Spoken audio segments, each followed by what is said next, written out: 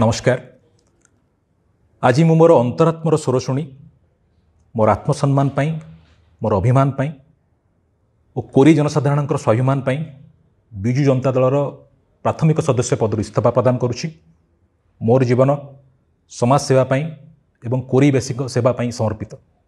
आगामी दिन में कोरीवासी भल पाइबा पाथेय करी मोर समर्थक एवं साथी मान परामर्श रे मोर आगामी कार्यपंथा निर्धारण करी। नमस्कार। आज मु मोर अंतरात्मर स्वर शुणी मोर आत्मसम्मान पाई, मोर अभिमान पाई और कोरी जनसाधारण स्वाभिमान पाई विजु जनता दलर प्राथमिक सदस्य पदर इस्तीफा प्रदान करुछि। मोर जीवन समाज सेवा पाई एवं कोरीवासी सेवा पाई समर्पित।